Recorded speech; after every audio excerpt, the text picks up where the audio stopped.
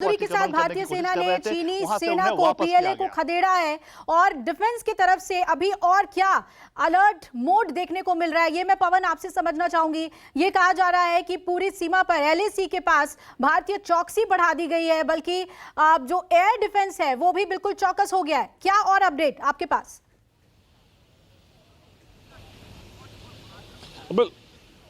बिल्कुल, सबसे पहले यहाँ ये समझना जरूरी है कि आखिर इस पोस्ट पर ही क्यों कब्जा जमाना चाहता है चीनी सैनिक, क्यों कब्जा जमाना चाहते हैं। फिंगर एरिया की बात होती है, यानी फिंगर एरिया बिल्कुल इस तरह से पहाड़ी एरिया जो फिंगर की तरह बना हुआ 17,000 फीट पर है, और उसके अगर जिस एरिया की मैं बात जहां पर पोस्ट पर कब्जा करने की बात हुई है उसके दाहिनी तरफ भूटान का पूरा इलाका दिखता है और उसके ठीक बैक साइड में जो है अरुणाचल प्रदेश का इलाका। यानी अगर इस पोस्ट को चीन कब्जा कर लेता है तो भूटान तो पर नजर तो गड़ा ही है, साथ ही पूरे अरुणाचल प्रदेश पर भी वो कब्जा करने की कोशिश करेगा।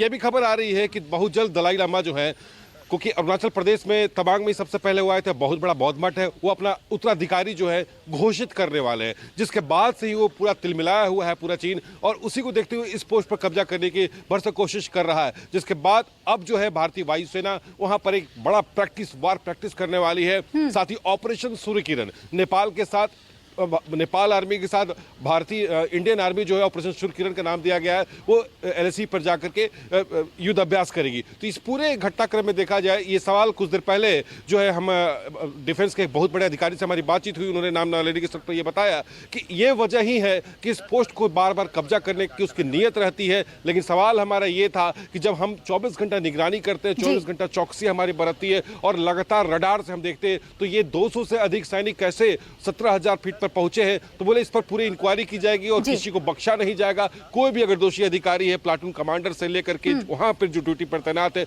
उस पर सख्त कार्रवाई की जाएगी। चलिए, बिल्कुल आप सभी नजर बनाए रखिएगा इस बड़ी खबर पे। शुक्रिया आपका। तो लोकसभा में आज रक्षा मंत्री ने बयान दिया कि 9 दिसंबर को पीएलए ने तवांग में घुसपैठ की कोशिश की और पीएलए के जवानों के साथ भारतीय सेना की हाथापाई हुई और पीएलए ने स्टेटस को बदलने की कोशिश की थी।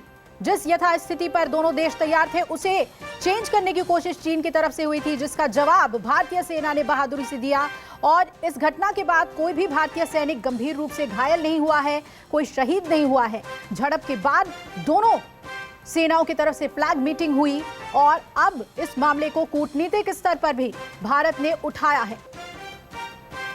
चीन को बताई गई है उसकी हरकत के बारे में। चीनी सैनिकों को वापस जाने के लिए हमारे बहादुर सैनिकों ने मजबूर कर दिया। नमस्कार, मैं हूं मानक गुप्ता।